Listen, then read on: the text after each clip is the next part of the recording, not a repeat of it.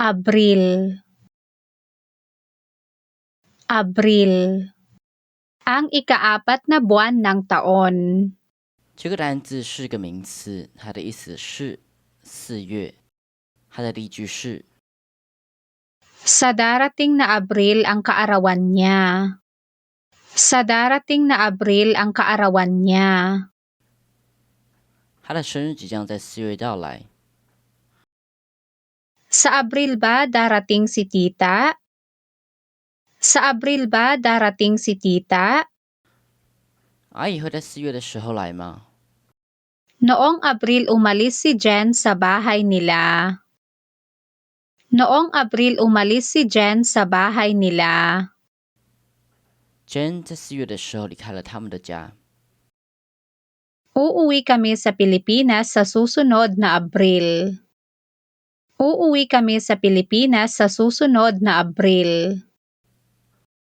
我们明年4月后回菲律宾老家。 Ipinanganak siya noong Abril. Ipinanganak siya noong Abril. 他在4月出生。 Nagpatayo sila ng bahay nila noong Abril. Nagpatayo sila ng bahay nila noong Abril. 他们在4月建造了他们的房子。 Nagsimula siyang magtrabaho noong Abril. Nagsimula siyang magtrabaho noong Abril. 他在4月开始工作。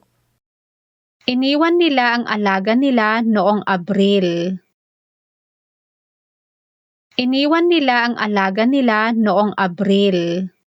他们在4月的时候离开了他们的宠物。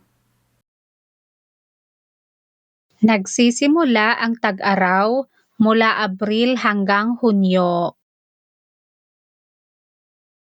Nagsisimula ang tag-araw mula Abril hanggang Hunyo. 夏天从4月开始，一直持续到6月。 Mainit ang panahon kapag Abril. Mainit ang panahon kapag Abril. 4月的天气是炎热的。